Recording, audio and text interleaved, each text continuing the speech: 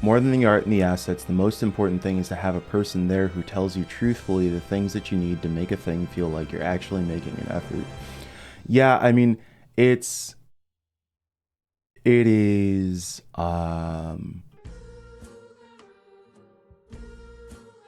we've had a it would be one thing. I wish we could stop at the idea of saying having a person in the room who can tell you, who can or will tell you the thing. Um, I'm going to put it this way. The most important thing is to have a person there who tells you truthfully the things you need to make a thing feel like you're actually making an effort. True, that person also needs to be enabled to have that discussion.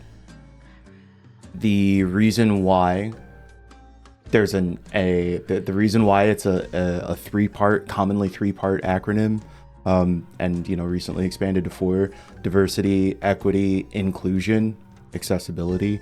The reason why it's all four of those is because they're all different steps to actually creating a space where somebody does tell you the things that you need to make you feel an effort. Diversity, yes, people just if people aren't there, they can't say anything. Equity, how do those people who do show up from marginalized backgrounds have like platform and space on level with other people to be able to have those discussions?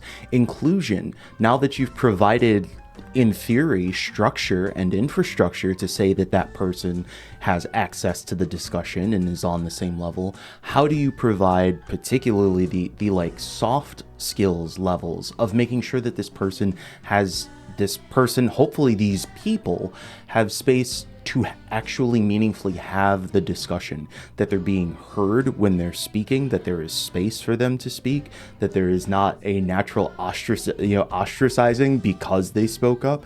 Because I can guarantee you, I like multiple times in my lived experience, I've been like, okay, y'all might not want to hear it, but I'm going to say it anyway, and then I pay the price for it because people don't want to hear it, people aren't ready to hear it, people are whatever the thing is. And of course, then there's also accessibility, which means, when folks have different disabilities that may be physical, mental, cognitive, whatever, that there's also infrastructure there to be able to support them in those efforts.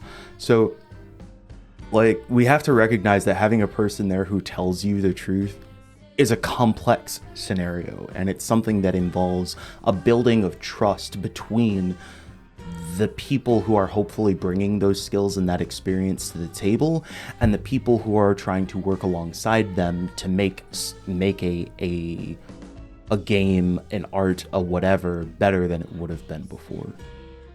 Without putting all of those pieces together, it's real likely that you end up with a lot of bad stories. And I don't just mean bad stories as in the bad stories that end up in games, but bad stories of things that have happened to people who have tried to find their ways into these spaces and then paid pretty hefty penalties as a result.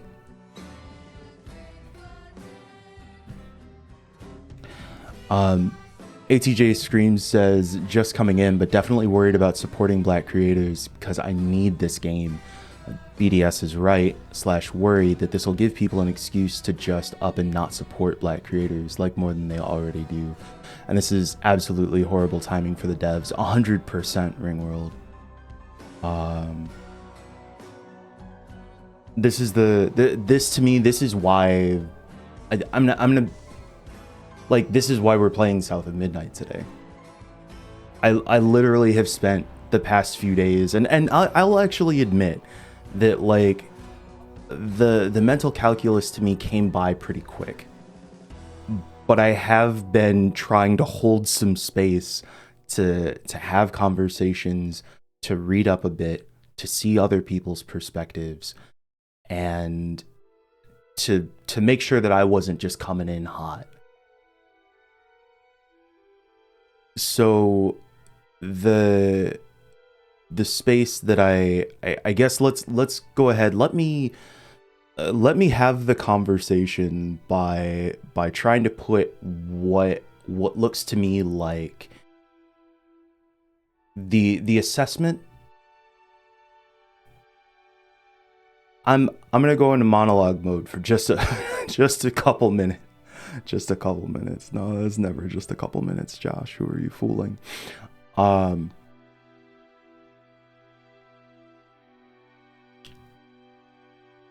God. Yeah. This how I got fired from my last job is having that conversation that people asked for but didn't want to hear, and then all of a sudden feel some type of way about coincidentally everything that you're attached to. Nah, not in my lived experience. I've never had that happen to me.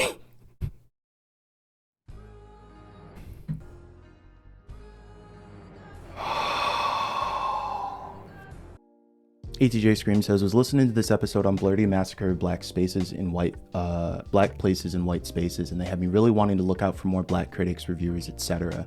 When I think about movies and games and media and supporting them as well, it never crosses my mind. In addition to the creators, wondering how to raise them both up at the same time. I think it's really tough. But yeah, it says because those reviewers and critics will get us in front of our community's eyes, and how can we invest in them too? Real talk. A big part of what got me more curious about South of Midnight was seeing a bunch of my Black friends be like, yo, over here. And I feel like I wish I had been one of those from the jump too. But I do think that there is this sense that we often think that, oh, well, what's important is for us to bring diverse faces into white spaces so that white people can see the value of our things. There's probably just value in our things. We could just have value in our own things and have more opportunity to see things for each other. And then people will catch it. People will bite off it. They've been doing it for as far as I can remember. I'll find it.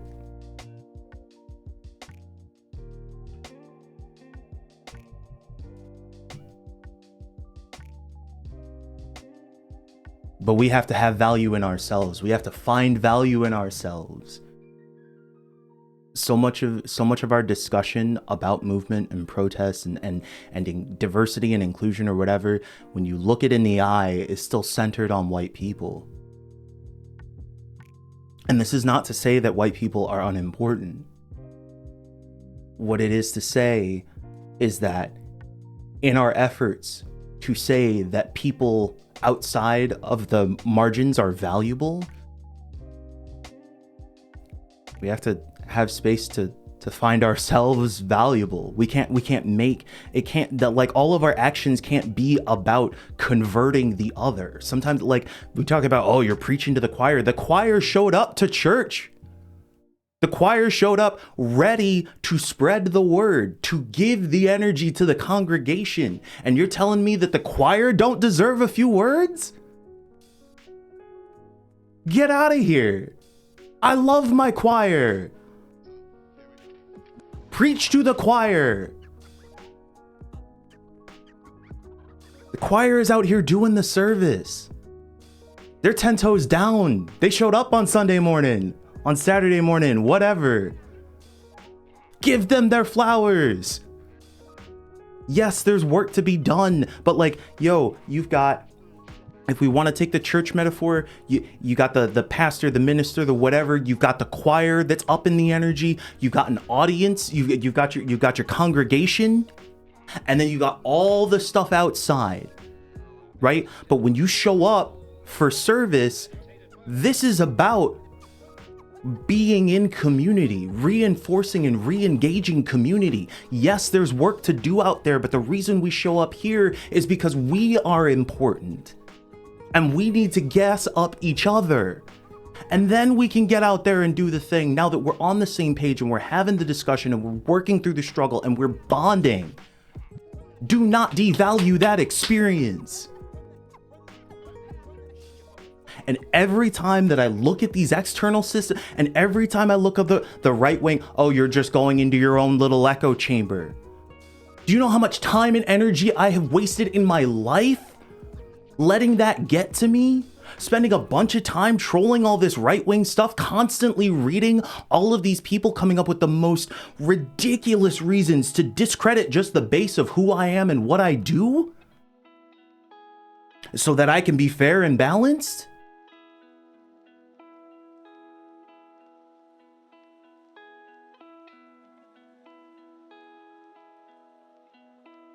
I've spent so much time doing the other side's work for them. Reading enough of the hate-filled perspectives to silence myself and to instill my own doubt. And I will still move forward with grace and compassion and love, even for these people who are spewing a bunch of hate and vitriol.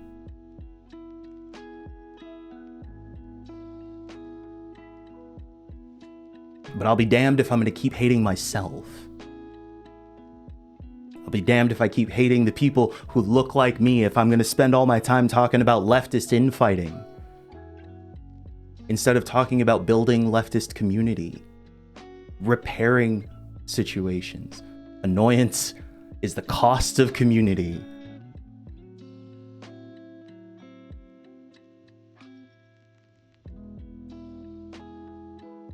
And I will let that love that I build with myself and my community flow out. That's what we do. That's why you preach to the choir. Because the congregation deserves it, but there are also people who are walking down the street who will hear the choir, who will hear the congregation, and they might get curious and they might step inside. But we're not doing it for them. They might just happen to benefit. And should they happen to be so curious as to step inside, maybe they'll get to be part of the congregation, and maybe they'll get to enjoy. And then maybe they'll become part of the choir. Maybe one day they'll be the pastor, minister, preacher, deliverer, whatever themselves. But we're not doing it for them. We're taking a moment to do something for us. Because we are important. We deserve it. We care about each other. And we resist all of the things that tell us that we are not worthwhile. I think it was Mark Lamont Hill who was saying something equivalent to, they are telling us that our words are unimportant while they attempt to sew our mouths shut. And I had to listen to him say it 2, 3, 4 times. And I was like, I hear you saying it, but it didn't even click to me. It's like, you're telling me that what I say is useless. You're telling me that my art is bad. You're telling me that my art doesn't matter. But you are sure putting a whole lot of energy into trying to stop it from existing in the first place.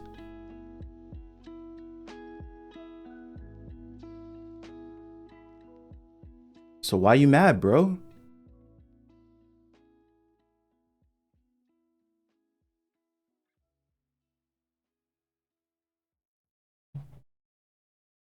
That's why we lead with love. Love for ourselves, love for each other. If y'all on the outside want to get in on this, be happy to make some space. Let's get to it. Welcome to South of Midnight. We're going to play on Weaver. There's a custom tapestry mode. I like that instead of it being just difficulty, it's like, you know, the complexity of your tapestry. So you can change the amount of damage that the player does. Health coil strength, health coil regen timer.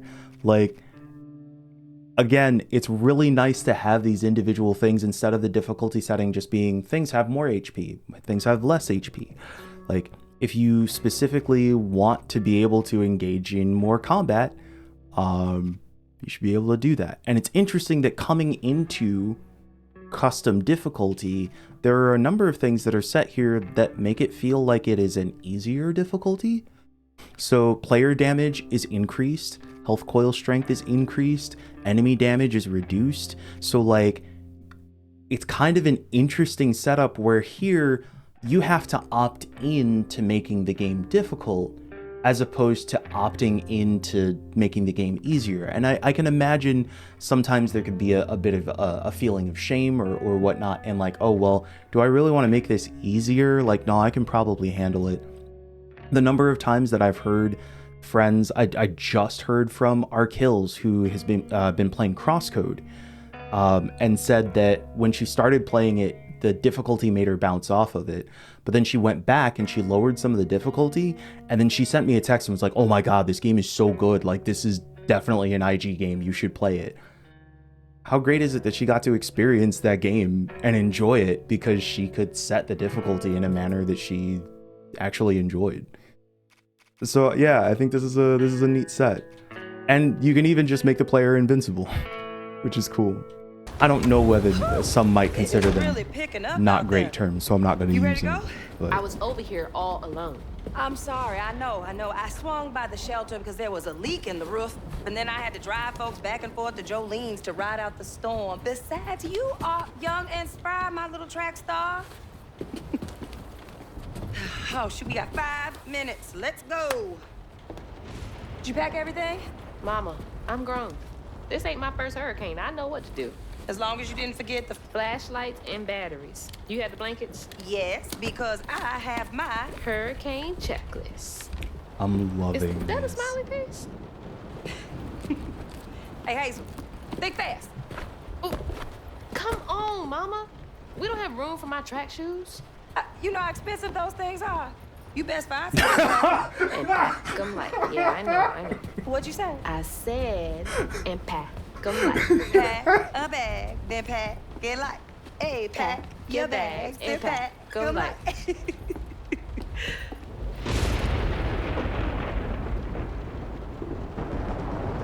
You think this place will still be here? After? I called Hurricane Lulu, and she said we good. Mama, I'm serious. What if it's different this time? That's not for you to worry about. And now we got 4 minutes. Did you just suck your teeth at me? Well, we rushed again. Don't mumble. Speak on it. I said we wouldn't be rushed if you didn't waste all that time at the shelter. Waste time? That's not what I meant. It's just... you left me to prep for a hurricane by myself. Oh, I thought you was grown. What if we called up Bunny and go over there? You know, the mansion with the hurricane-proof windows? Now, you want to bring this up right now. I'm just saying. We are going to Jolene's church with everybody else, like we always do. Whatever. And don't roll your eyes at me. I wasn't even looking at you. I made those eyes. I know when they rolling. I just don't understand why we can't go over there. Bunny still can, even if Daddy's dead. Just tell me Hazel, why. please. Just, please, go over to Bo's and Mrs. Pearl's. Check on them. They may need help. We might need some help. I might need some help. While you're out helping everybody else. Damn it! No. Your great-grandmother made this. You never told me that. I shouldn't have to tell you something is important for you not to break it. Well, maybe if you did, you still have a coffee mug. This world existed before I brought you into it, Hazel Flood. Remember that next time you go around thinking you know everything. Hazel! Everything I do for you. Whatever.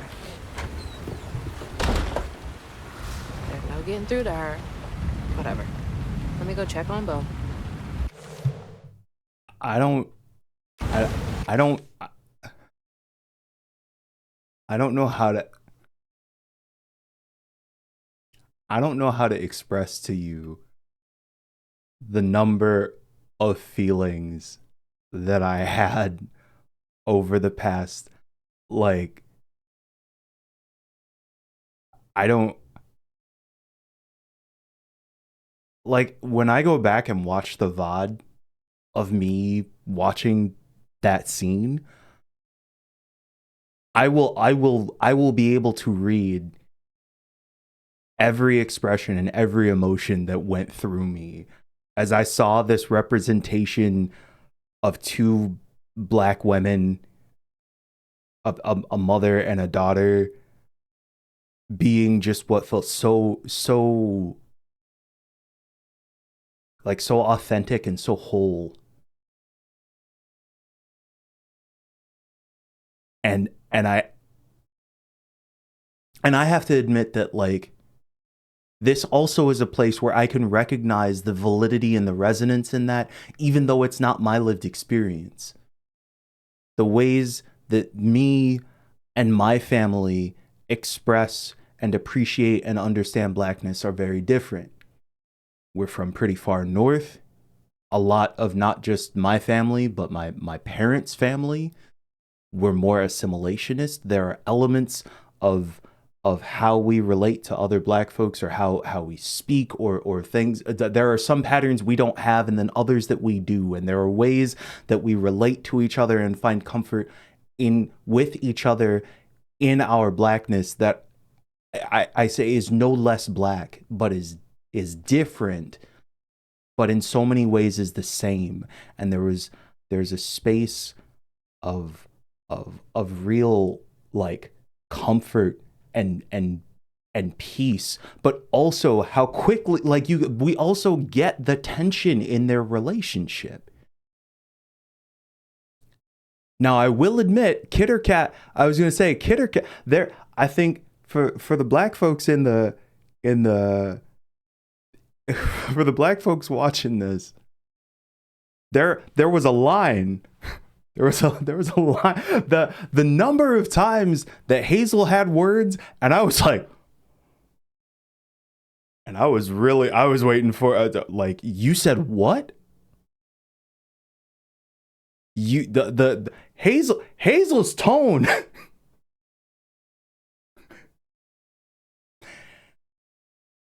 I'm under the impression that Hazel spends a lot of time with a lot of black people, but if I were to bring such a tone to my parents, they would ask which white people I had been spending time with that gave me the impression that that was the way I thought I could talk in this house.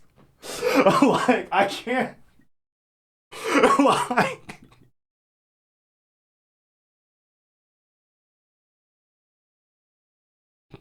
so I imagine that there were some discussions on the writing team about how to bring some elements of grace and compassion to the table, and debates about, yeah, what parts do we bring in, what parts do we not. There are elements of real joy and camaraderie there. There is a softness that I think for many of us in our experiences, in our heated experiences with parents, may not have seen.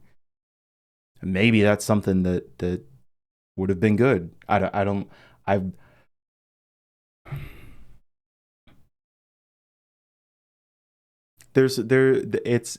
is weird. I have to admit that there's a part. Yep. I will say the way that the situation, right. Though I was like, please don't go into the lived experiences, right? Like, I think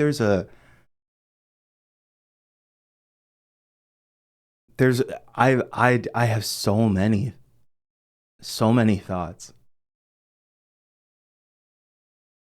And it's weird also recognizing that there's a space of discomfort that I'm feeling in, well, this should have gone down this particular way, or this is what my mom said to me, and I don't necessarily know that that was a good thing for me to hear. I don't know that I reacted well when that was given to me. But then this feeling of like, oh, is that authentic? Was that whatever? And I recognize this internal tension of, well, this is what feels authentic or right or whatever, but also, like, is that what I think would have healed? Is that what I think would have made space for conversations to be better, to build connection? What are the ways that I'm like, oh, this is a thing that I experienced and maybe it was a little traumatic, and I'm like, well, why is that trauma not represented in this way? Why is that trauma not being perpetuated? I paid my student loans, why don't you have to pay your student loans? Like,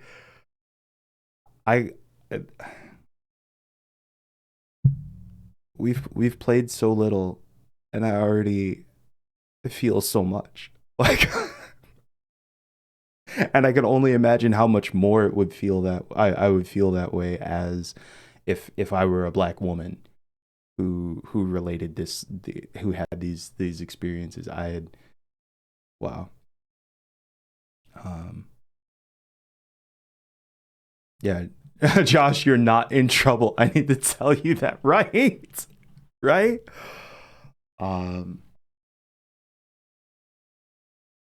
So yeah, I have a lot of appreciation for just what this one scene has given me to process and think about already, and we're just getting started. See, this is a typical Intelligame stream, right? Like, hey, we're gonna stream this game for 4 hours. We played 30 minutes of it.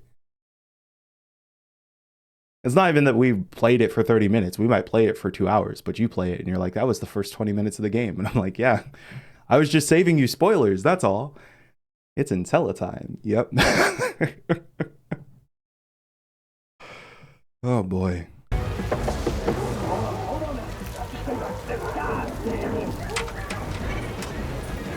Oh, Hazel! Oh, come on in and grab some punch.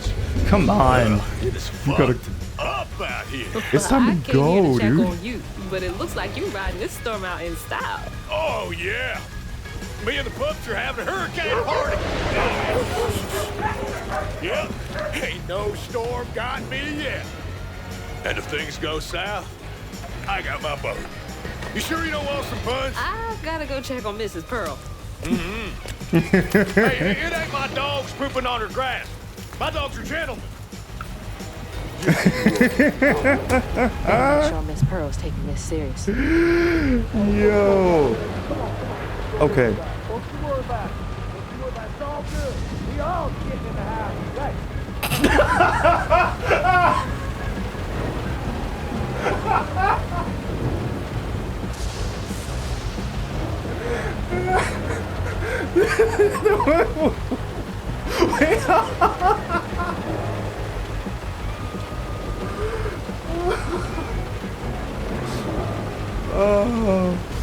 Oh, don't worry. We all shitting in the house today. Oh my god. A couple of things that I actually really appreciate right off the bat. I didn't realize until I went to Dallas some of the ways that folks, I spent just a little bit of time in Dallas, Texas, going down there expecting that the second I got off the plane, people would be looking at me talking some type of way. And it turns out a lot of folks are actually very considerate. Conversations I've had with folks who live in the South, a number of times there's a resentment that they hold for Northerners because they say, you know, Northerners have this impression that they are all enlightened and, you know, whatever, and don't have racism. But oftentimes there's a lot of segregation that exists in the North still to this day that doesn't exist the same way in the South. And that there are a lot of ways that particularly there are folks in poor communities. We oftentimes, especially in the North, or see representations in media, we'll see, you know, that, oh, all white folks are all, you know, running around with their Confederate flags, whatever, you know, and outright hating black folks. There may be some folks who do that, but oftentimes there are a lot of people who are living in community with each other. And there may be some spaces where some racism, you know, there are still ways that a lot of that racism and garbage can exist. But I appreciate that one of the things that we're given here off the bat is this, you know, he's like, yo, we're going to sit this out. We got our boat, whatever. And I think if you are tempted to read that as, oh, they don't have any sense and it's because they're, you know, all of these are the white folks who aren't willing to leave or whatever, I would encourage you to not attribute that to race. I don't think that's what we're being set up for here. There is just like a certain, like, and a lot of times you'll see stories of people in the South who are like, yo, we've had floods before, we've had floods again, you know, people in government want to tell us to leave our homes, we got to pack up and do all this stuff. Like, I'm not going to do that. I've got the resources. I'm going to be self-sufficient. Unfortunately, that sometimes means that people end up in situations that are dangerous or even deadly. And so this is not to encourage that behavior, but I do want to make sure that, again, as we're trying to pay attention to the ways that this game is setting tone and giving us characters, I think it's really important to recognize that, like, that conversation was not with somebody who was an enemy or hostile, and it was also, yo, that was one of the neighbors that we go check on to make sure that they're okay. We didn't have some big long conversation trying to convince them whatever. It's just they're part of the community. So yeah, again, there are lots of little ways that I feel like there are. And Vinka, you know, saying that like there are lots of ways that some of these interactions and some of the things that are coming across to me as particularly like funny or interesting or whatever are dialed into American culture, Southern Bayou culture. Yeah, I'm saying like this is wild.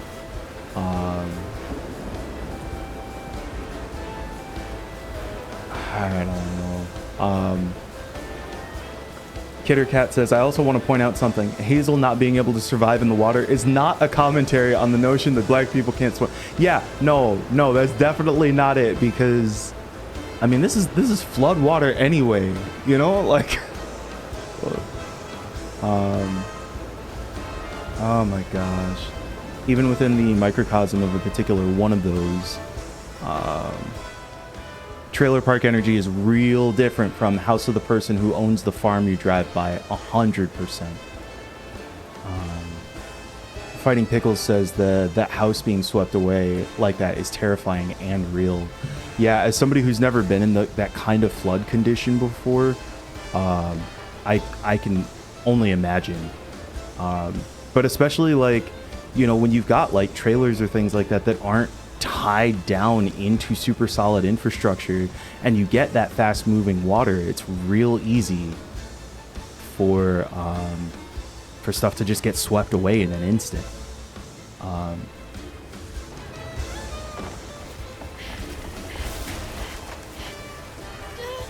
damn it, I can't! I'm not fast enough. I'm always fast enough. What is it? Bunny. She's gotta help me.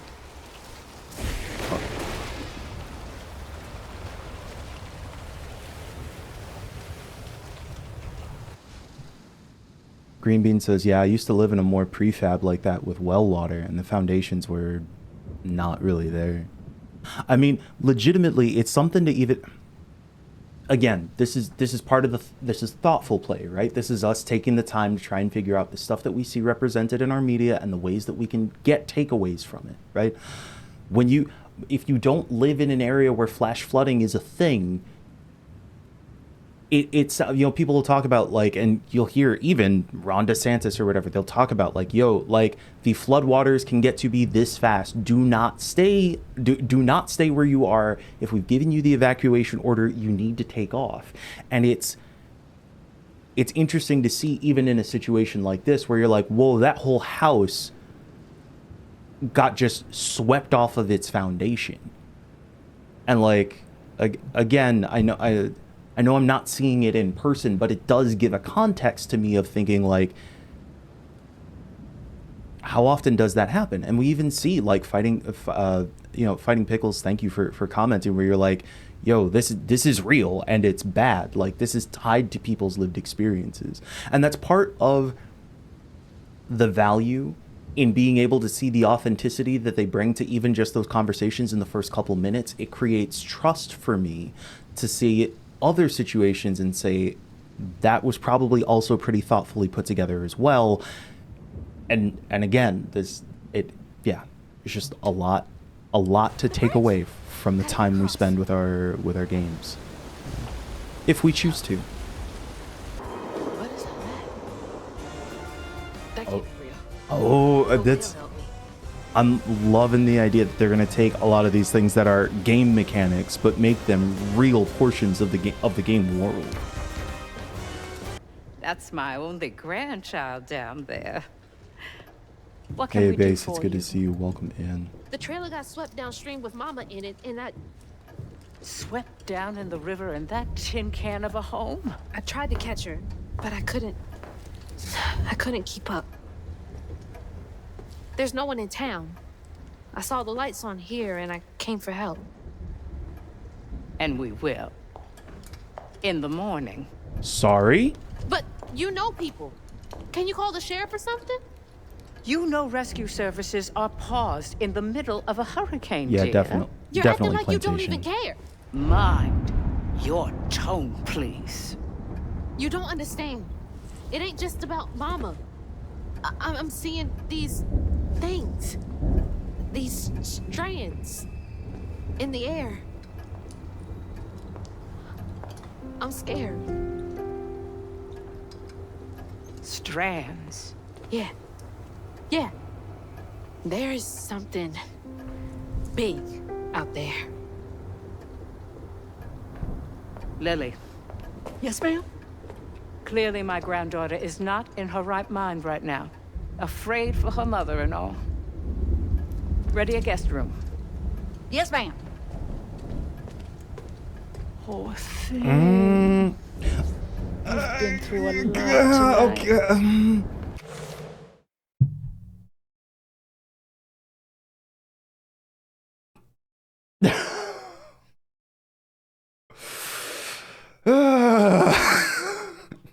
Okay. So here's the deal. Vinka had asked earlier if Hazel was mixed, and I was like, no, I think maybe they're just like very light skinned, right? But there's a line here. There's a thing that we could / should be thinking about right now, which is, and it is as Dirtbag Boyfriend calls out, it's probably no coincidence that this scene is taking place in a plantation house. Regardless of who, that's her grandmother, and we don't know who her grandfather is yet. But obviously Hazel is pretty black. So, but there still is a real difference in tone and situation here, right? And it's also really interesting to me that the sort of watch your tone, watch how do you speak to me is a line that's delivered by Bunny and not by Hazel's mom, right? And so, and there are, I think there are discussions that again more often take place in community, or hopefully are more often taking place in community, about the ways that some things that we identify or lock onto as black culture, the watch your tone, tone of voice, the spanking, the things that oftentimes we talk about as like a common sense, right? That this sort of core blackness is grounded in a common sense that is not soft, that is hard and direct and real and whatever. That those are behaviors and ideas that are passed down from slavery. That the ways that the ways of commanding authority through physical violence, through forceful tone, those kinds of things, those are ways that folks were treated when they were enslaved, and that many of those habits or ideas, regardless of whether or not, would be ways that those behaviors could carry on through lineages and generations, even in spaces where we don't recognize that could be where that behavior is coming from. And so to get that experience where, again, like I said, just a few minutes ago, I was like, it feels complicated to me that this thing that I recognize as what I would identify as part of the core experience that I would like instinctively want to celebrate a representation of is a thing that I have to recognize is attached to this character who does not make us feel safe, who does not make us feel welcome, right? Who may be family, but doesn't seem to be family. And the way that she goes and like starts by touching her hair and this whole thing, and you can see even in the body language that Hazel's like, like, and I could feel it. And there is a really complicated discussion about the ways that some folks are related directly as a result of situations coming from slavery and forgive the word, but from rape, right? Like this is the history that they don't want taught. And that's not to this is not to put a blame or a guilt on a person today. It is to recognize the really complicated cloth that we're all woven from. And there are ways that this game is signposting a lot of that complexity in ways that you might miss if you're not familiar with the signs. But that I can't help but imagine you still could feel some of that, right? Like going into, you start in this house that seems to be propped up on sticks, but feels at least like safe and warm, and that the lights are on, right? And we have this relationship with our mom where we get to vibe a little bit. And then we go to this place, we go to see Bunny. Why don't we talk about Bunny? Why don't we go see Bunny? And the power cuts out. And the woman who answers the door is like, no, what are you doing? You can't come in here, blah, blah, blah. There's all of this forced familiar, like this is not a safe space.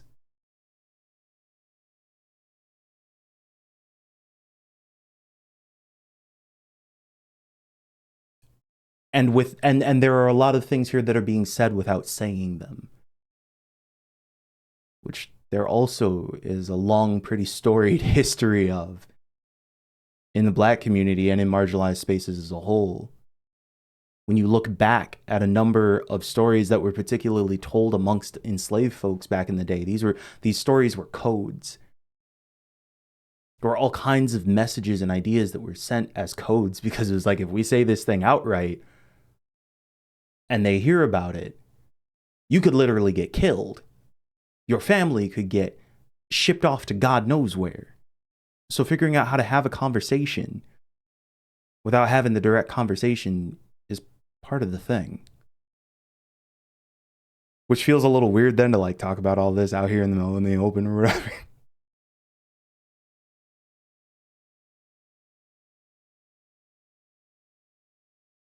But this is part of what we do in the modern moment.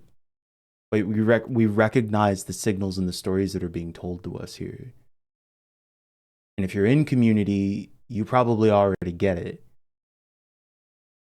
We share these discussions because if you're not in community, if you don't get some of these things, or maybe you just need to hear it out loud, so you're like, no, have I lost it?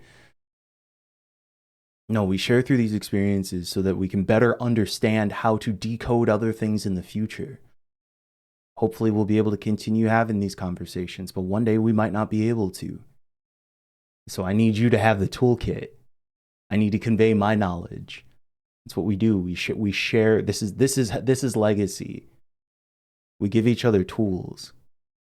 We teach each other to read when the state will not teach us. And then we grow together, and the hopes is that this language, these ideas, these concepts, these codes, that you can see them in other places too, that you can share them with other people, that we can understand the importance of being able to read these messages.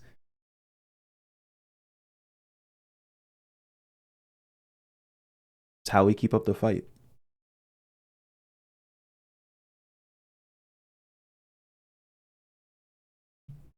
Yo, Kidder Cat said, my mama used to tell me to stop telling them folks all your business. And so when Hazel mentioned seeing the strands, I let out a loud, oh no. Yeah, she was, sometimes you trust folks who maybe have not proved that they should be trusted. Not all blood is kin, as somebody said earlier.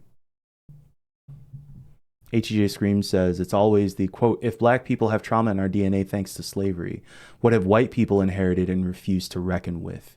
Yup. Like, even though Bunny isn't a slave owner, to my knowledge, she sure is comfortable acting like one in seemingly microaggressive ways. Yeah, she very much has instantly leaned on. Yeah, I definitely thought Trey was Creole light skin. Yeah, that was kind of what I was assuming too. But there's some history there too, right? So we will have to see. Yeah, lurk away, Arthur. It was good to see you in here. I hope the movie date goes well. Yeah, and 30 Bat says, great writing communicates, or at least intends to communicate, the emotions effectively to all members of the audience. Yeah, and that's kind of my hope, is that even if some of these ideas or concepts weren't ones that made sense to you before, maybe they're ones that made sense now. But hopefully you still get a feeling of what that's the dread music, the darkness, the camera angles, like, yo, this is not a space of comfort. Right? This ain't a space of comfort. Come sit down for a minute.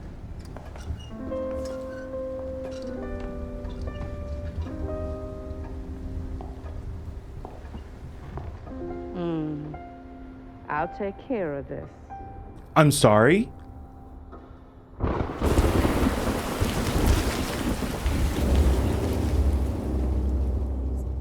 Where am I? A dream. What a strange dream. The second the sound got muffled, I was like, yo, no. Exactly. Like, did she sedate her? Like, yeah, what happened? That's wild.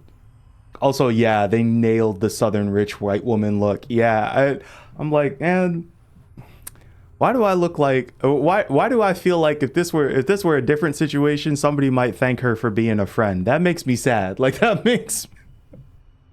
Like, that woman has funded at least 3 evangelical seminaries in the Heritage Foundation. How dare? How dare? Lacey, Hazel's mother, is a social worker in Prospero. She struggles with the trauma she sees on the job. She can't save everyone. She's frustrated with the system and the way it takes time away from Hazel, her little bug, whom she loves deeply.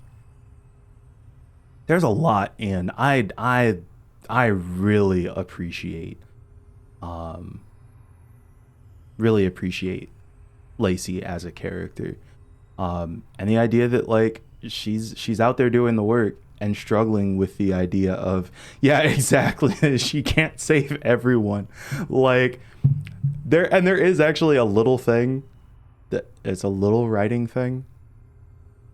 She struggles with the trauma she sees on the job. She can't save everyone.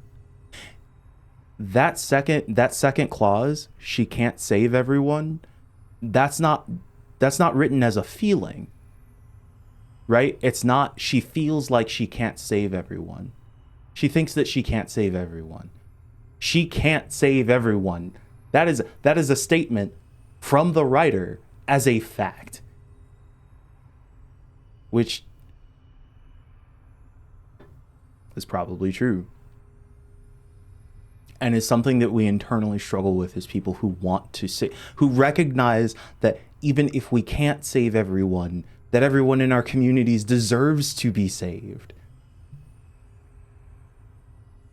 It shouldn't individually be on us to save everyone. That, again, is why community is so important. It's why government is so important, or can be. But I think particularly as social workers, many people do see the ways that those systems that should be existing to help those in need do not. And so as the person who has the direct connection, you want to do the work. You see the need to do the work. And oftentimes you can run yourself into the ground trying to do the work.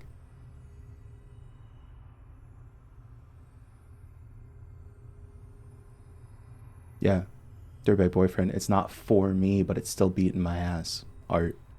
100%. I mean, I feel the same way with plenty of pieces of Spirit Swap. You know, again, this is the impact of authentic art from the margins. Like, you don't have to tell a story that is shaved off to the lowest common denominator to make things resonate. The stories resonate when they're real. We learn from people who are not us all the time, or at least many of us do.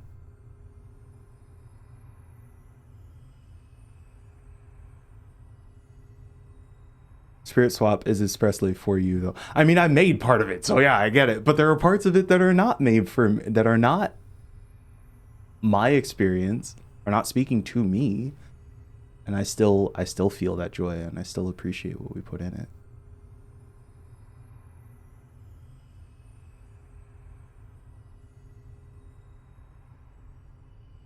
Yeah, seeing right after the election, black women telling each other don't do anything for anyone else was healing. Yo, I mean, and this is some of the complexity what we were just talking about earlier, right? Is that there does have to be some time to restore and heal. How do we still recognize that people deserve that help and we find that solidarity, but we also have to sometimes make choices that give us space to support ourselves? Again, I will still admit that I do feel some type of way about, like, I don't think that logic applies to voting for Trump. I think that you can look at the difference between those situations and see some real significant differences. We can't pretend that all logic applies to all situations. That's how nuance works. But I think that for a lot of folks, particularly black women, who are like, yo, how often are we the first ones on the line? How often are we the ones looking out for all of these other people? When black men are getting gunned down in the streets, the folks who you see up front doing the work, yelling the loudest, leading the statements, it's black women. And do we see the reverse? If you don't know about Massage Noir, the particular brand hybrid of misogyny and racism, it's not just, again, it's not either of those struggles individually. It's not even this and this. It's that when you put the two of them together, they Voltron into something way fucking worse. That's the experience of black women. Hated on and lusted after for a range of reasons that are usually the same.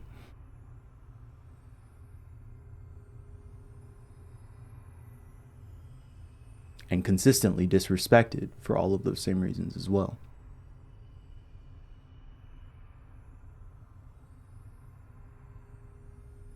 Add being trans to the mix, and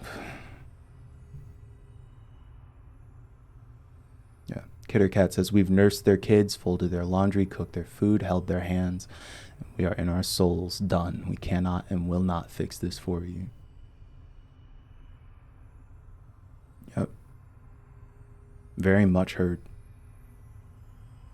And I will say that it is one of the reasons that I do appreciate when I look around and see folks who are getting it and are saying like, yo, it is time for us to step up.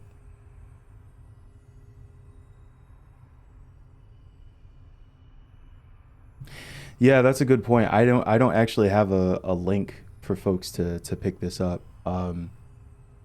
If you want to pick up South of Midnight, it's currently available on Xbox and Steam. The conclusion that I've come to is that if I was going to recommend you pick it up somewhere, if you can pick it up on Steam, that I would recommend you pick it up there. Again, I want to also recognize that like times are tough and economics are a thing. If you end up picking up a month of Game Pass to explore the game and then walk away, I hope that there are other opportunities, but the other opportunity is paying $40 on Steam and giving 30% of that to Valve.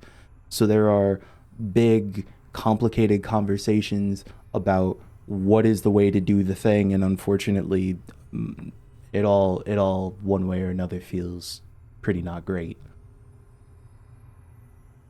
But yeah, these are the options, right?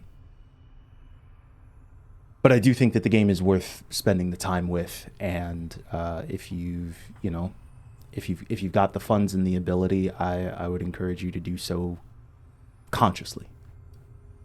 And yep, as Green Bean said, like, yep, you set a phone reminder to cancel at the end of the month. You know, Fighting Pickles, you picked it up. I'm glad to hear it. I think this game is very cool.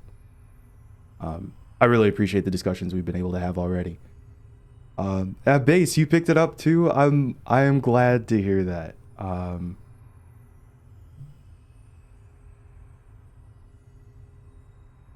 really glad we're sharing this experience, and I'm glad y'all are spending time. Dirtbag Boyfriend got it on Steam. I respect BDS boycotts, but this one's special to me, and I want to support it. Yeah. I really do appreciate all you doing that and taking the steps, and I hope they feel like good ones.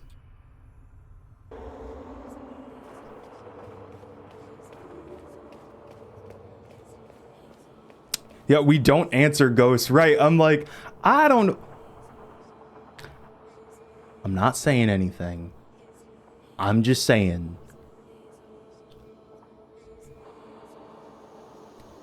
I'd walk the opposite direction. This would be, I'd be stuck here forever. Nah. That's in my bones. This wall, this is where I would live.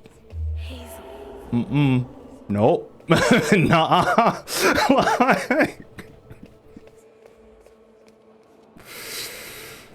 Ooh.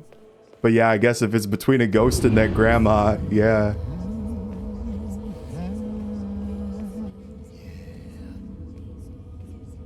What are you doing here?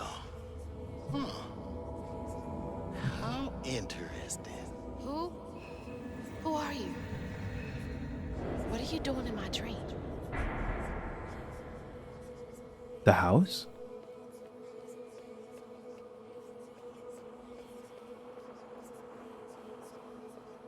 This is why these games take me forever. I never go towards the danger, right?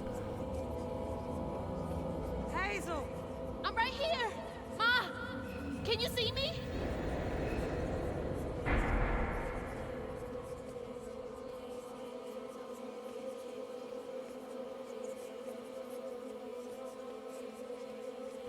Oh boy. Oh God, my baby! My baby bug! No! You're not gonna make it! Ah! Ma! I'm right here! I'm okay!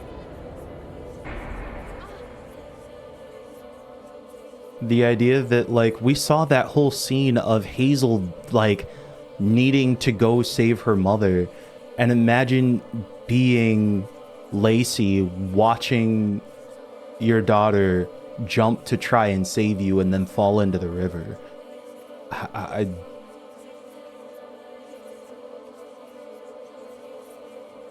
And it's something I wouldn't have even, I didn't even think about. What must that have looked like? Ma! Or felt Ma, like? wake up! What? Ma? The trailer. Mama? Oh no. Grandma?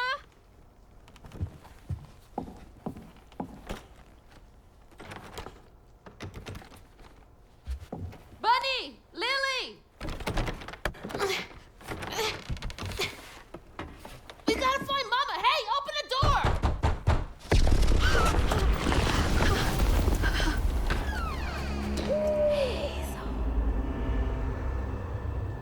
Yo, okay,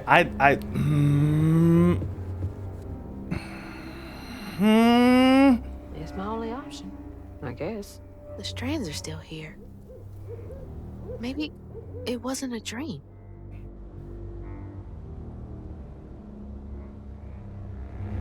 I know this is good in theory, but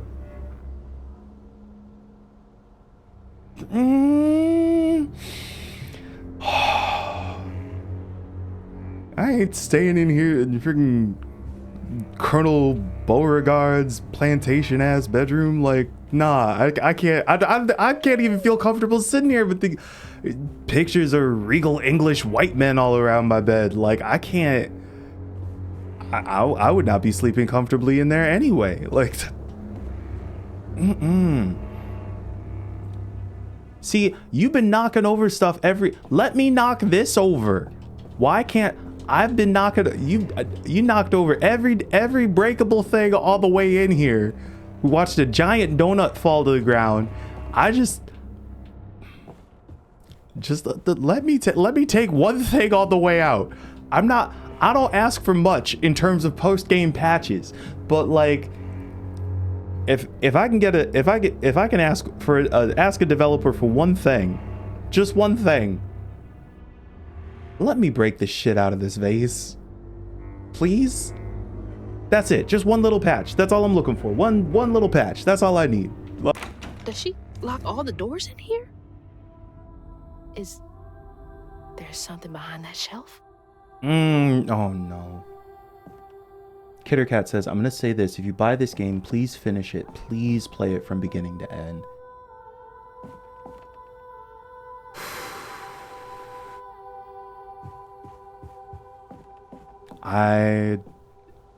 Yeah, this is one I'm gonna have to take to conclusion.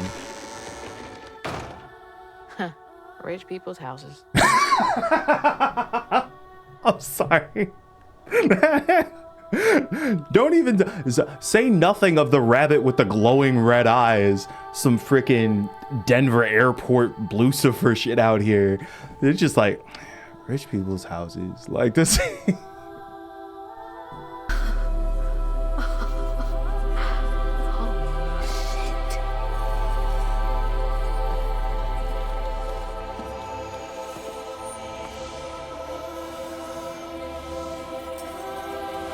Do these control you?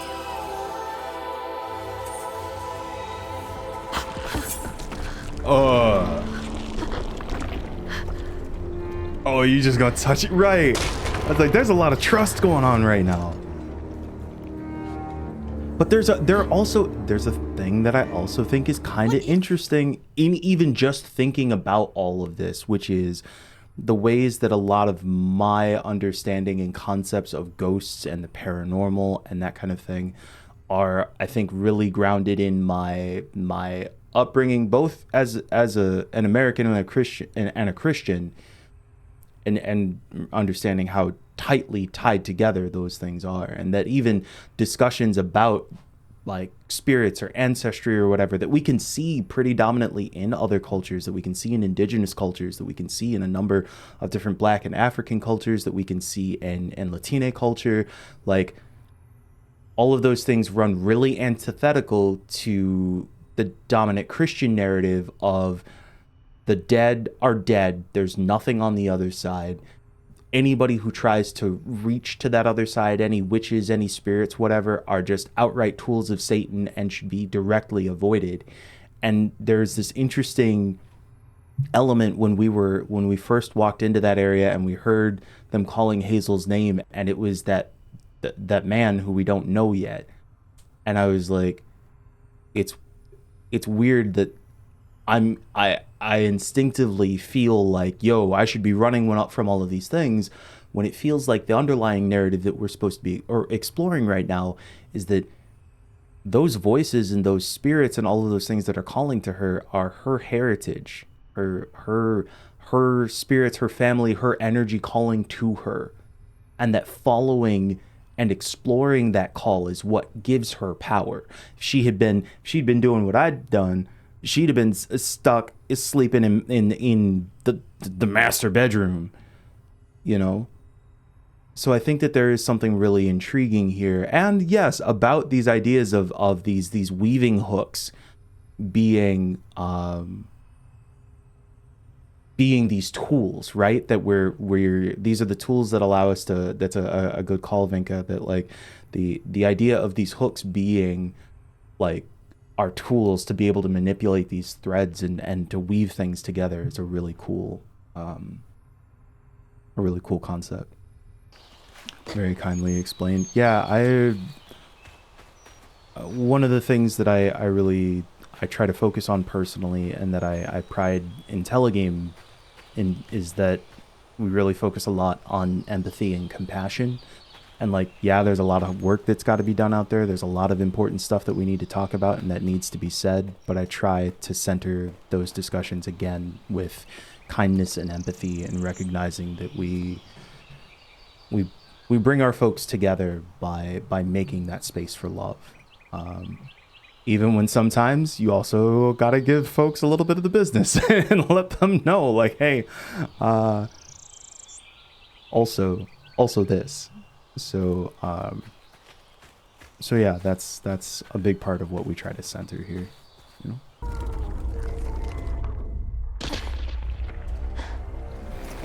I guess there's a certain something to respect that Hell no. Hazel is willing to walk towards danger, but yo, animals run the other way. I go the other way. Like animals start running the direction. That's the direction I'm going. Like, and yeah, thank you for sharing that information, Kitty Cat. Should be coming from down there. Again. Now I understand that we had the whole discussion about, like, you know, the spirits and diving into your history, and like that's all well and good. But go down the well? Go down the well?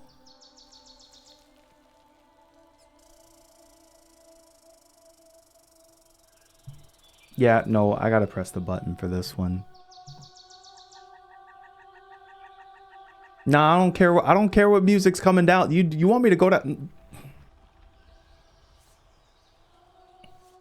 Nah, team.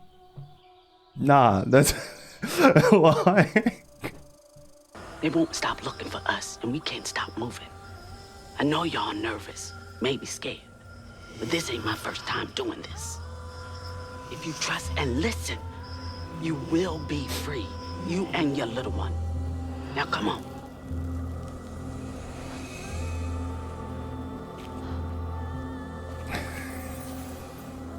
I'll take you to the river. We got a long journey ahead. What the fuck?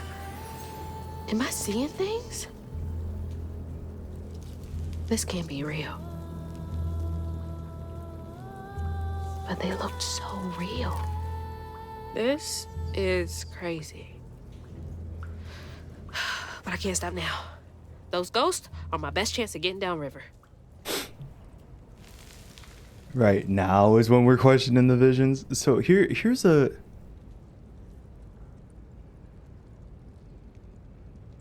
Oh, getting free though. Here's a. I think it's really important to understand the context in which this game is existing, right?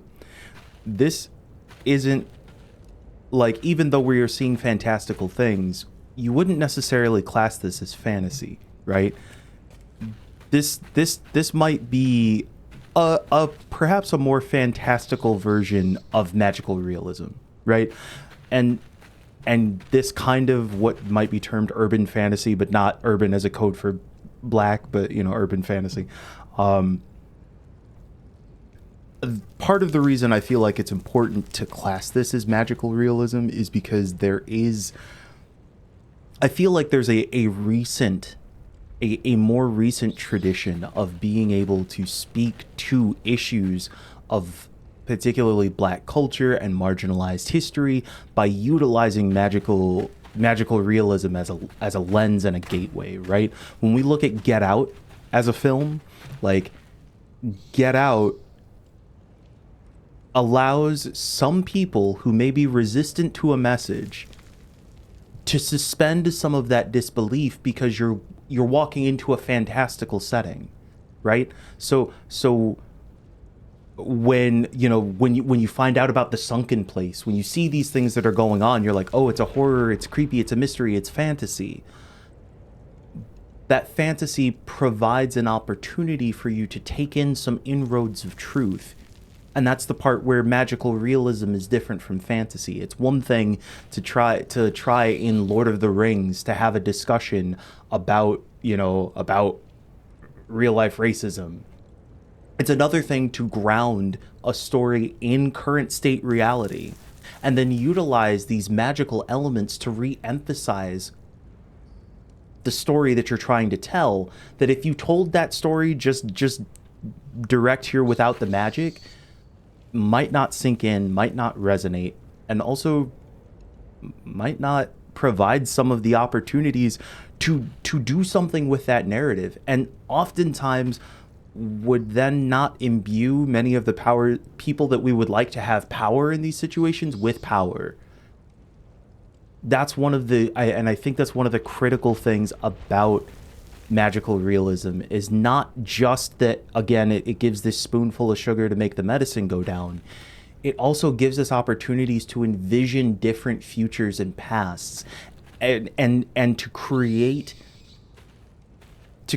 truths and use tools to envision something else in the future, right? Like, it's no coincidence that these tools that Hazel is getting is tying her to her history and also giving her the opportunity to handle weaving these threads and to unravel stigmas.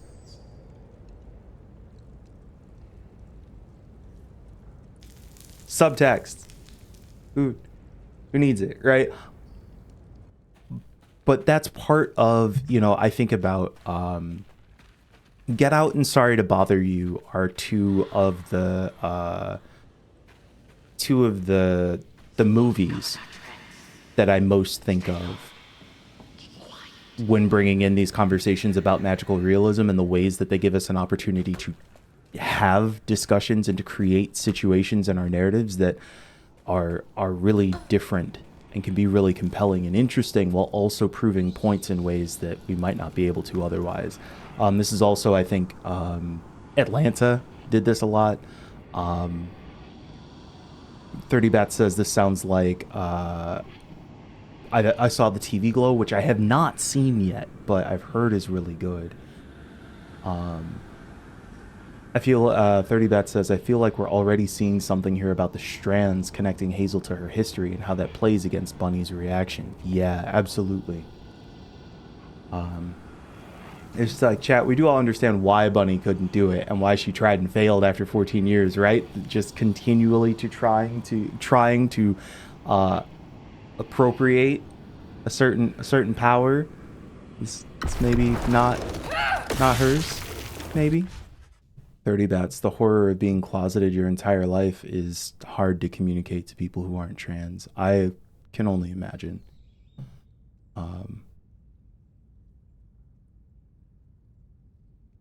ATJ Scream says, the way I came out of the theater, my people came out to Get Out and were like, that happened to Darren last week. When I went to go see Get Out, I almost went to see it here in Portland, but I ended up going to Oakland and visiting my friend Ellen, and I ended up seeing it for the first time in a theater in Oakland, and I'm so glad I did. Yeah.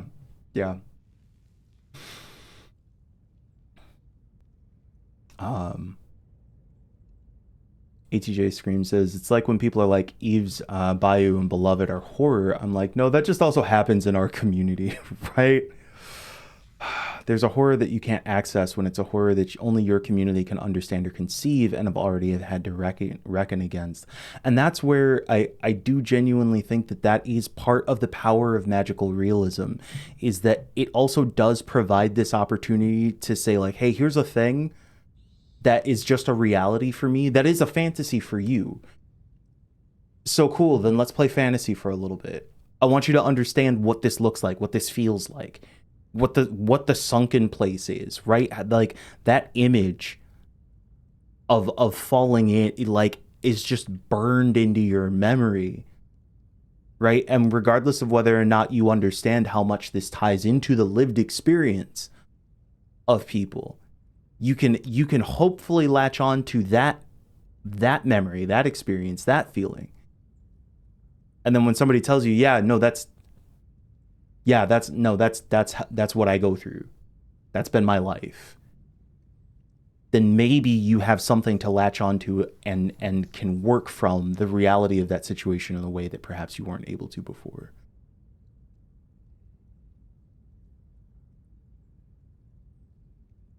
And yes, exactly as Kittercat says, like, yo, sometimes the thing's not for you, no matter how many years you try. And Bunny doesn't seem to get that. I'm real curious about what'll go there. Thank you for the follow, by the way. Scarlet Demon, good to see you in here. Says, done with my order, I can finally sit. Also, floofs are the best in-game currency name. 10 out of 10, no notes.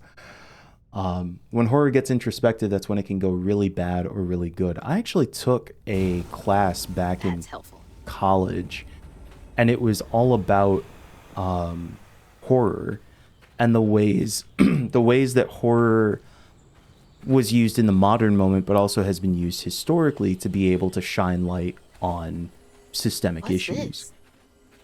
And so, more floofs. And soft. Everything else around here feels so wrong. I love how we still get like softness and fun and like bounciness from Hazel, you know? Like, hey, where'd they go? The way that we get to use these elements of fantasy to tell this story of trying to escape slavery, right? Contextualizing the history of this world that we explore in the modern moment, but that when we look at it in the past represented something that folks have made active efforts to brush over, that folks want to forget There's that about. Sound again. And it's loud where they went in. And so to use fantasy and to use this as a vehicle to be able to tell this story and to be able to like also ground us in an interesting way of exploring some of these truths. Must be another way around. It's just it's really smart design, brilliant writing, you know. It's in a different direction as it's sci-fi, but Detroit Become Human is incredible with how it follows that stylization and narrative. You know, I have to spend time. No looking back. Just gotta clear the next hurdle in front of me. I have to spend some time with Detroit Become Human. And the reason is because like a lot of people that I know and respect have spent time with that game and felt like it gave them a lot. I also remember being part of the group of people who saw some things in it that were like, David Cage, why? Right? And I honestly, I think about, especially, you know, as I've tried to grow in my empathy and compassion and understanding, I have to recognize both that folks can make some decisions that I might see as mistakes in the media that they create, and that media also can have a number of experiences that help people on their way to the type of understanding that I hope they'll get, right? I can't learn calculus when I don't know my basic math, right? And I haven't spent enough time with Detroit Become Human to be able to speak on that. It's one of the games that I is very much on my list for a range of reasons. Yo, Kittercat, this weave spell, combined with Hazel saying that they have to survive with so little, seems like a really cool way to say that black folks, in and out of the context of this game, have been making something out of nothing for centuries. Yo, bars. Yeah, absolute fire.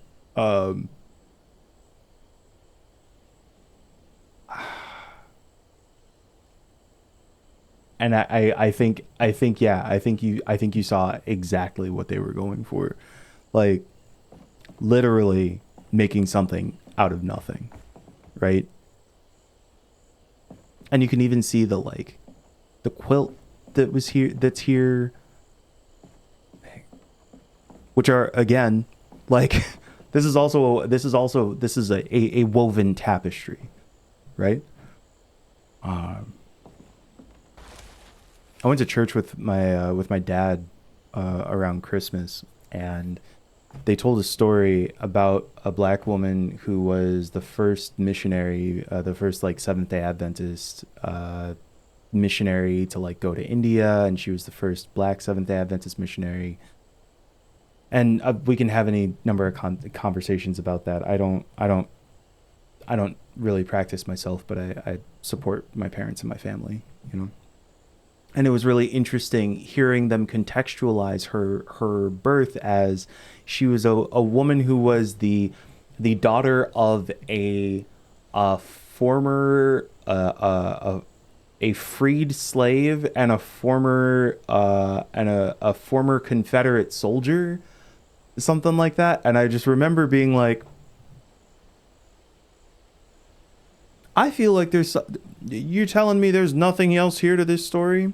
And they were like, yeah, you know, she lived with the rest of her family in this single room house, you know, in this one room house. So she was growing up. You telling me that there's no context for really? Oh, and she used to do work and chores for her white cousins in exchange for reading lessons.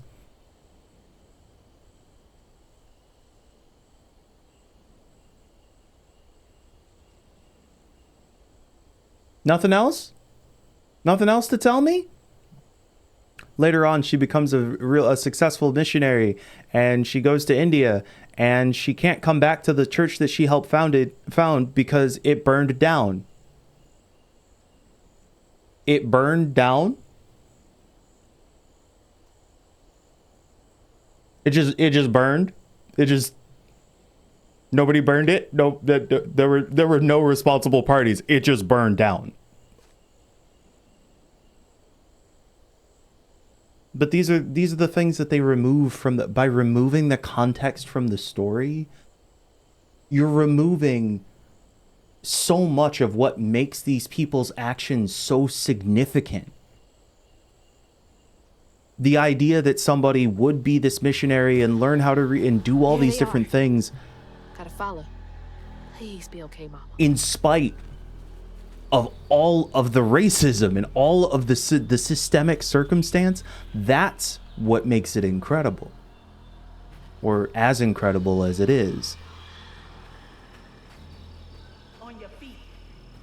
So again, there's something real meaningful about this ability to, again, make something out of nothing, to take these situations that would be travesties that other people throw away and to make a masterpiece out of it, right? So much of soul food and Southern comfort food is stuff that was pioneered by black folks trying to deal with scraps.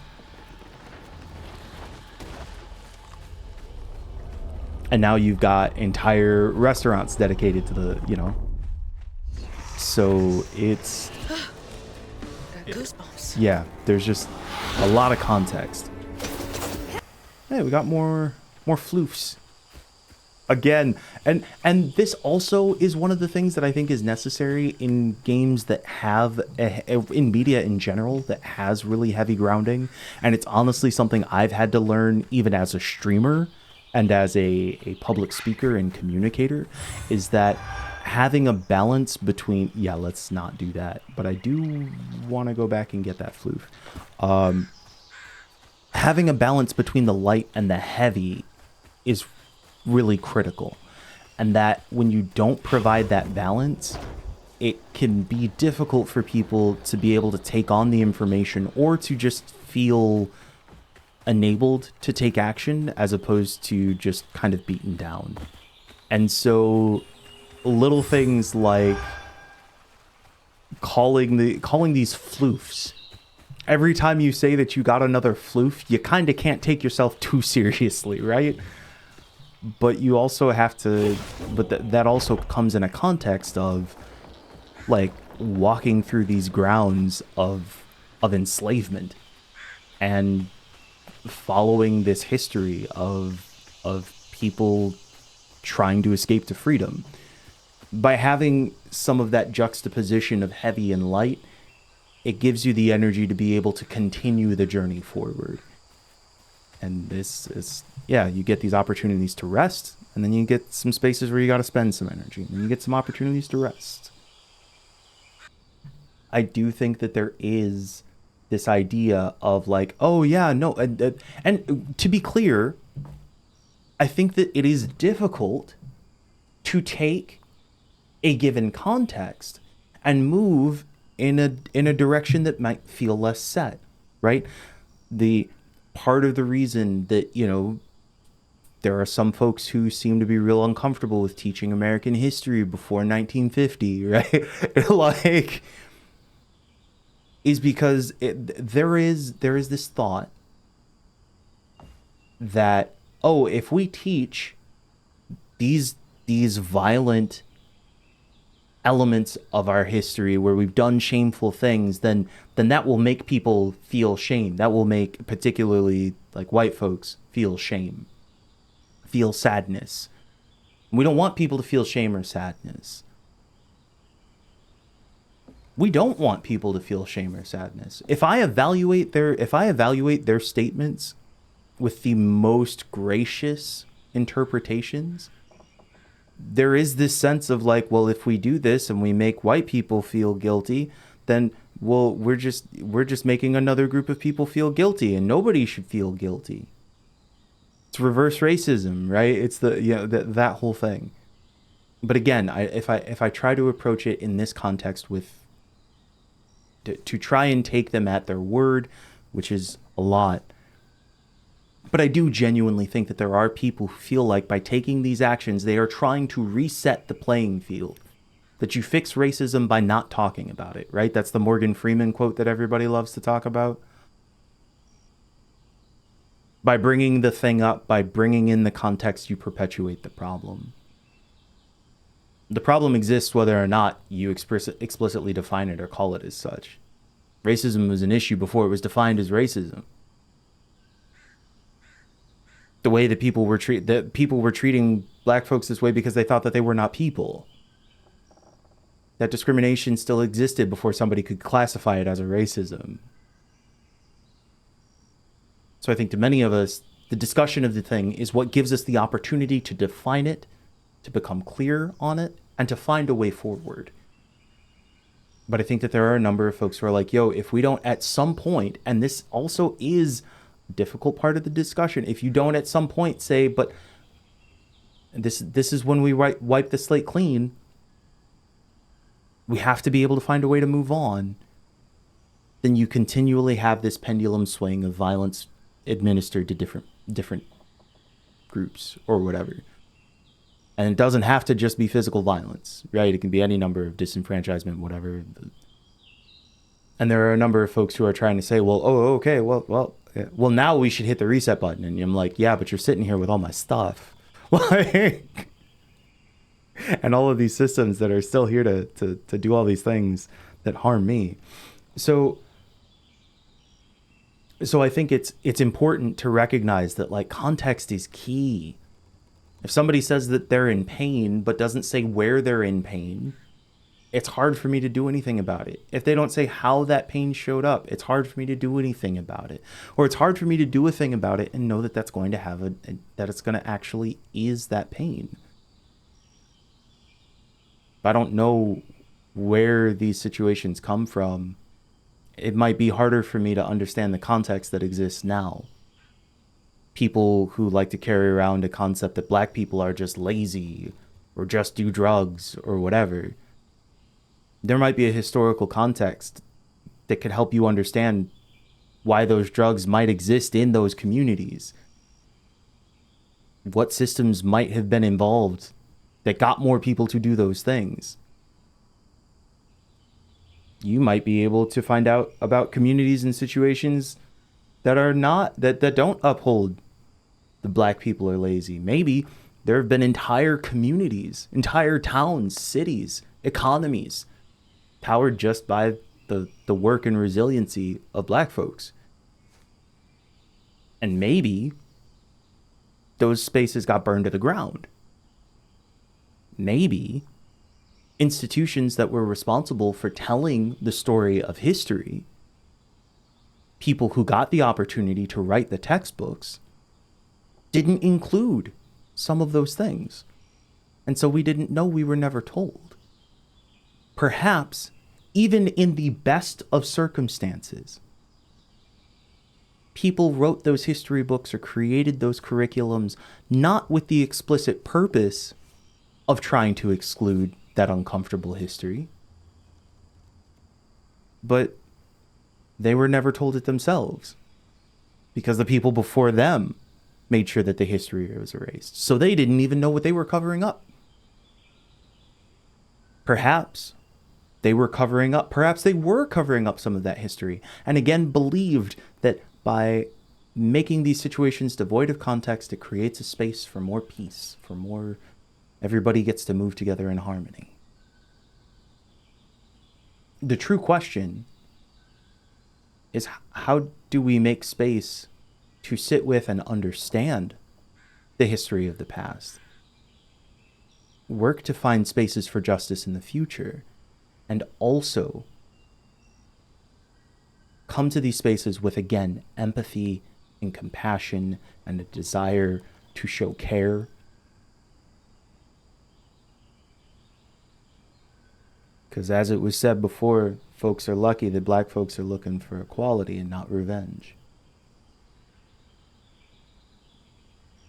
Or perhaps when black folks are looking for equality and not revenge. Oh yeah, in talking about the spell, the spell being a representation of making something out of nothing, says, Tim says, it's making me think as well. The spell is also about accessing history in a direct and physical way. It's like being able to see the threads of history, accessing that history, and using it to help you in the present moment. I think, Tim, that is honestly so much of the sort of core central metaphor, even again when we look at the voices that are calling to Hazel and seeing this history, right? It's not just about understanding or knowing the history, it's finding the way to utilize it, access it, value it in the present. The margins are actually cliffs and the centers are might ready for pushing. Yeah. That's why those of us on the margins have to push back.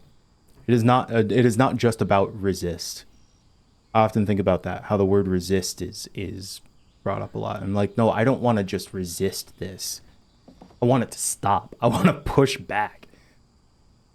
I'm not trying to just slow this down. I want it to stop. I want to envision something else. I want to go somewhere else. I'm not going to resist. Still, to me, centers all of my energy on you and what you're doing. I can dream up better than that. We can dream up better than that.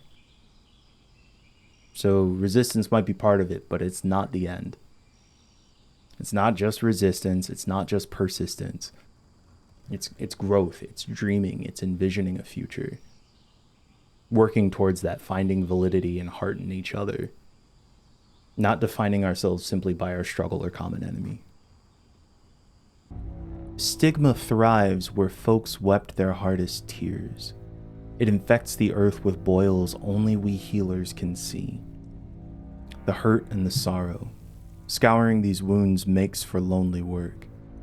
Some days delivering folks to safety is the only thing keeping my heart and soul healthy.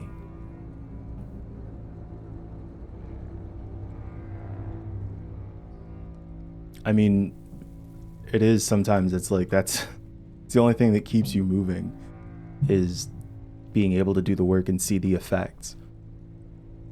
Even though it's frustrating that you have to go into these places that are incredibly heartbreaking and overwhelming to do it.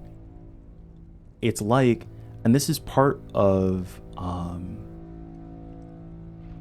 this is where it's important that, like, Lacey being a social worker, right, is Hazel's mom is doing some of this work in her own way.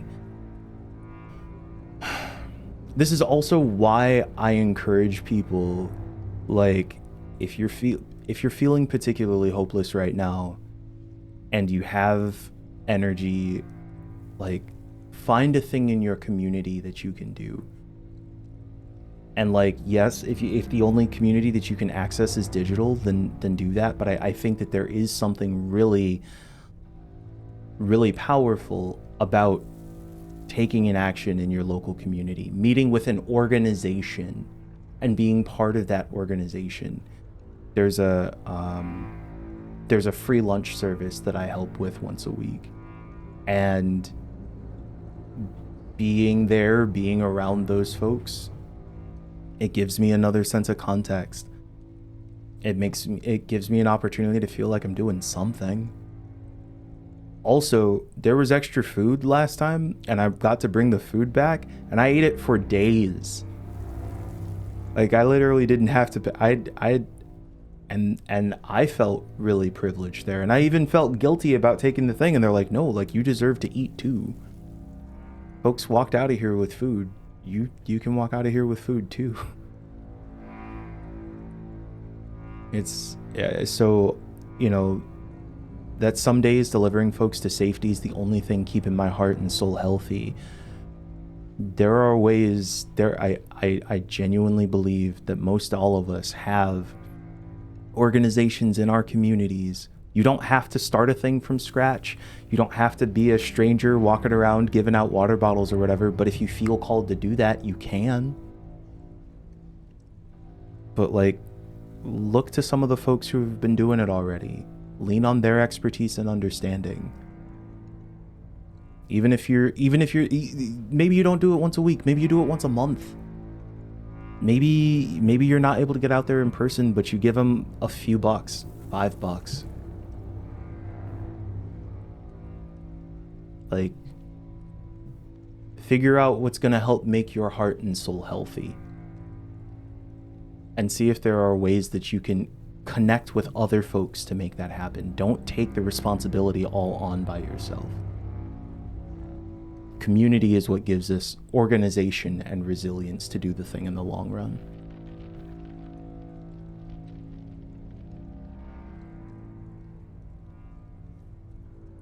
Kiwi says, now more than ever, we really need to go back to that it takes a village or it takes a community mentality to recharge ourselves and help others within it.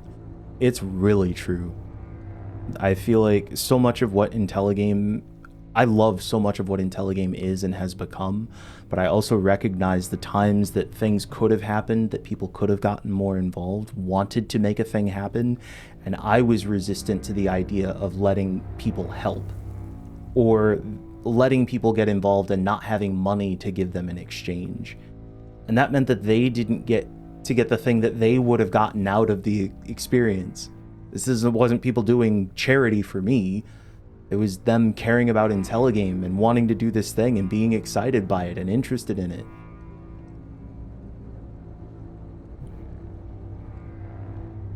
I want to do better about that in the future. Scarlet Demon says, sometimes phoning it in is doing the work. Recognizing that you need a moment or anything is just doing work just on yourself. And I did need that downtime. Frankly, the past few months have been incredible and challenging in sometimes really terrible ways. And so I think if I had been consistently trying to stream through all of that, there's a lot of stuff that the burnout would have been so much worse. But I do recognize that some of that burnout was self-inflicted. And it came from me not valuing the space that we were creating here. And that was on me. That was on me. And like I said earlier, spending all of this time scouring right-wing internet, looking at other people posting TikToks and all this different stuff and feeling like, why am I not doing all the things they're doing? Bro, just do you. Doing you is okay. It's enough. More than enough. Let other people handle the other things. You know? That's community. Delight in other people doing the things. That's the thing that I'm working on now, is when I see a dope video essay from somebody else, to not instantly feel guilt or jealousy or shame around not making my own, but instead to be really excited that somebody took the time to share that insight and that other people get to gain from it. Like that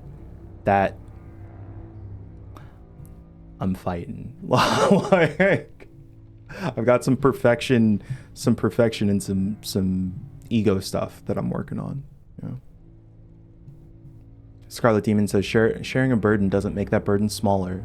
It just makes it easier to carry. Not everything can be carried alone. 100%.